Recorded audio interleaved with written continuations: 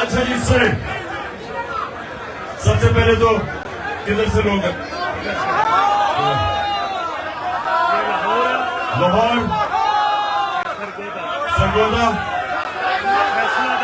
فیصل آباد، دیر،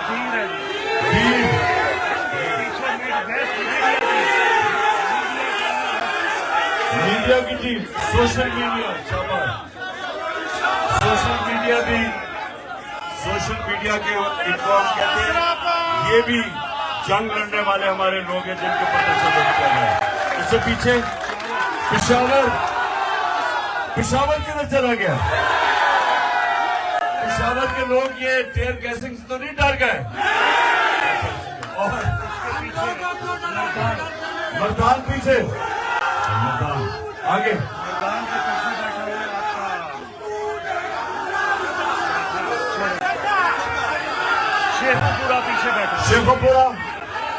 شیخوپورہ ادھر، اور یہ ہمارا بیٹھا ہوا ہے آگے سے سارا مظفر گڑھ، اور فیصل آباد ہو گیا۔ یہ سارا دیر ہے بس۔ اچھا دیر ہے سر۔ اچھا جی خاموشی، جو باہر بھی، جن کو میں دیکھ نہیں سکتا جو مجھے دیکھ رہے ہیں، جو باہر ہمارے طریقے صاحب یہ ٹائیگر باہر بیٹھے ہوئے ہیں، ان کو بھی آج میں سلام کر رہا ہوں۔ 400 کدھر ہے؟ اچھا 400 بہت پیچھے۔ اچھا جی سنیں آپ، خاموشی، دیکھیں کوئی نعرے نہیں، ابھی نعرے نہیں، ابھی نعرے، 10 منٹ رہ گئے ہیں۔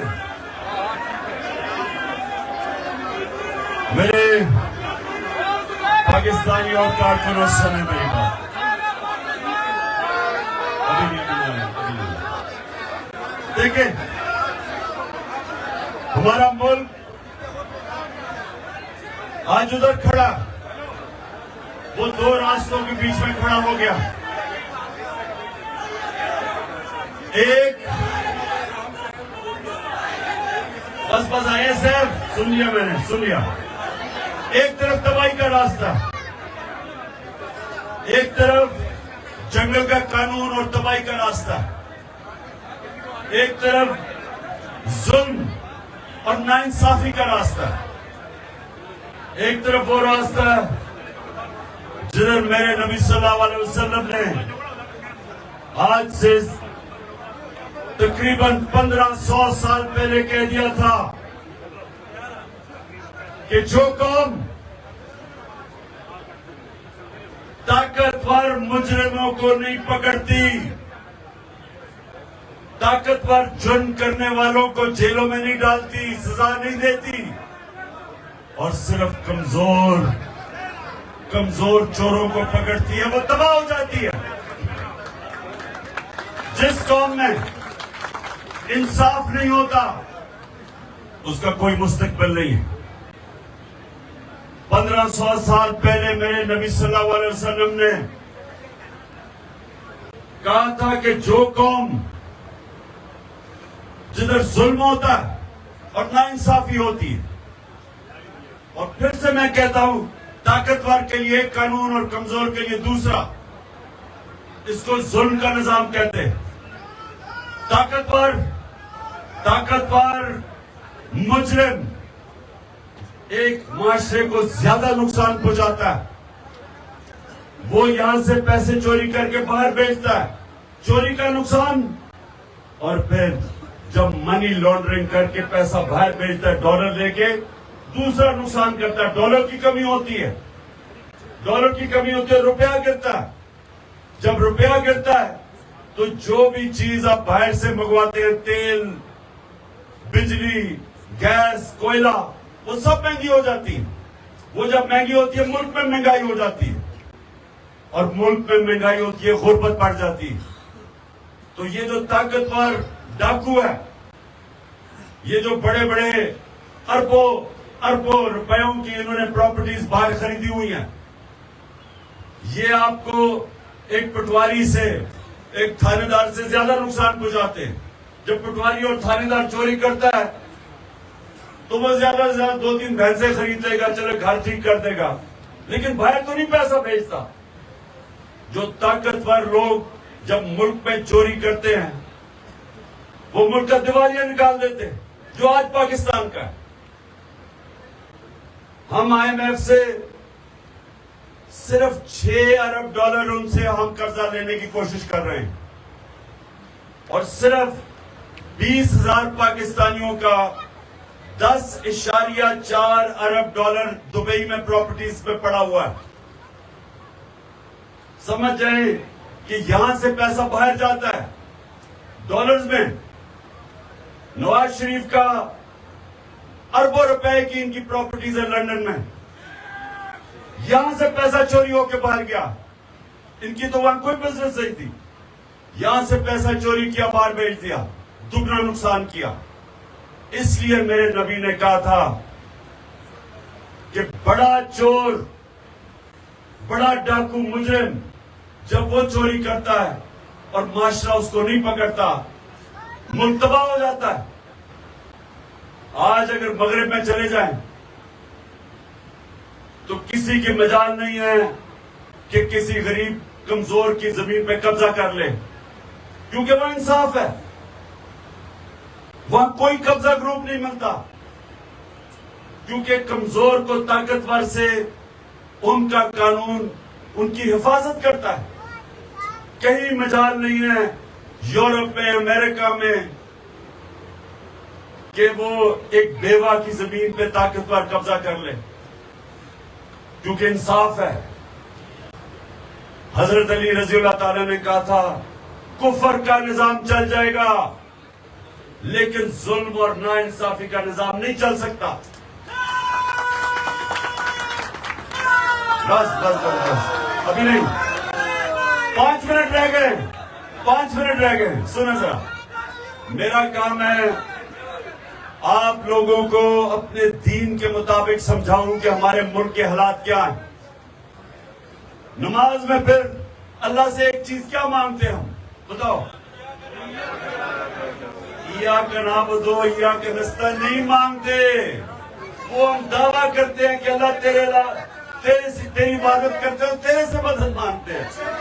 وہ ہم اپنی آزادی کا دعویٰ کرتے ہیں کہ اللہ ہم اپنی ایک انسان کو غیرت دیتا ہے ایاک نعبد و ایاک نستعین, کہ اللہ ہم کسی انسان کے سامنے ہاتھ نہیں جھکاتے, ہم تیرے سے مانگتے ہیں اور تیری عبادت کرتے ہیں. لا الہ الا اللہ کا دوسرا مطلب ہے یہ, لیکن ہم مانگتے ایک چیز ہے. وہ کیا مانگتے ہیں؟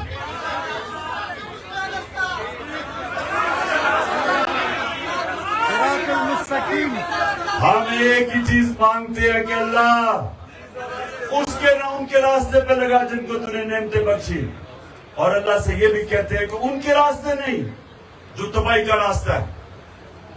یہ 2 راستے ہیں. نوجوانوں یہ سن لو, آپ زندگی میں کتنا اوپر جائیں گے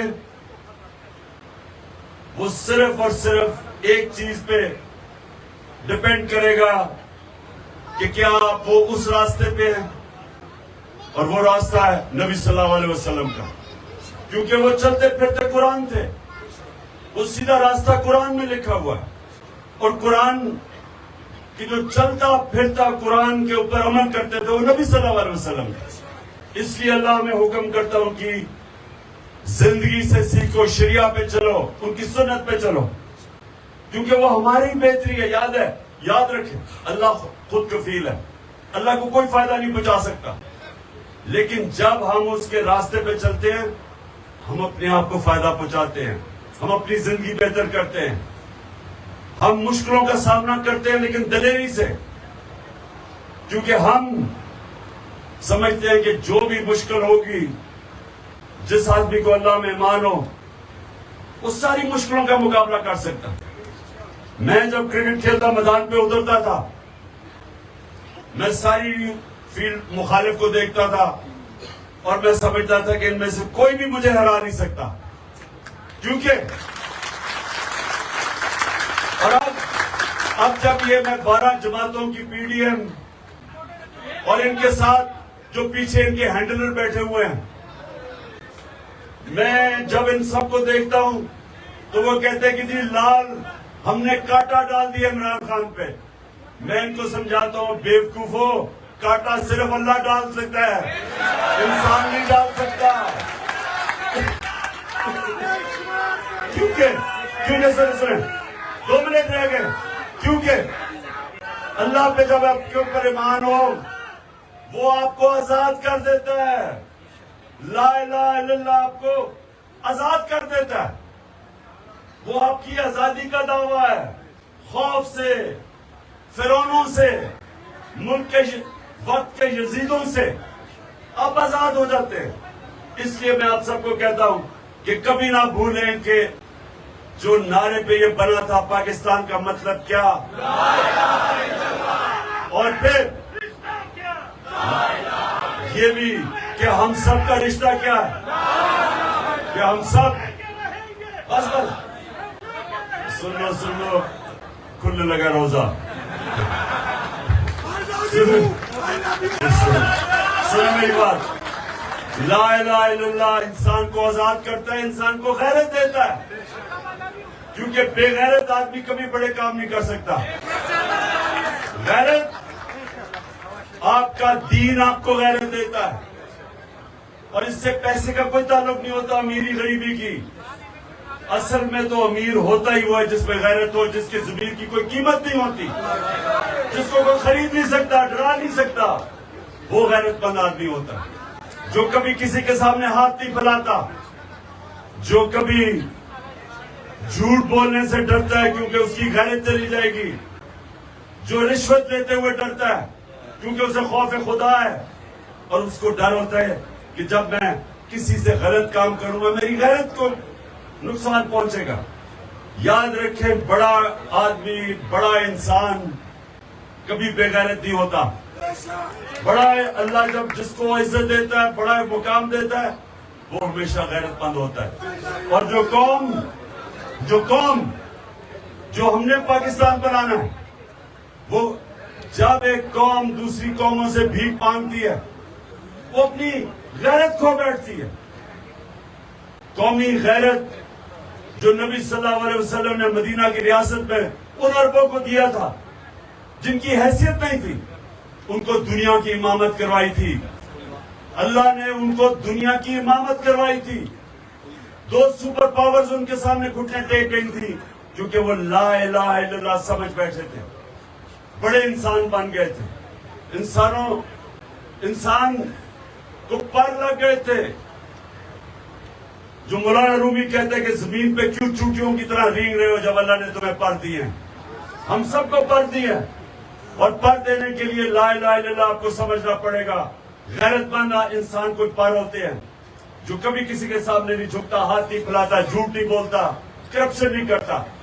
اور آپ ہیں انشاءاللہ میری وہ ٹیم جو اس پاکستان کو حقیقی طور پہ آزاد کرے گی. پاکستان زندہ باد.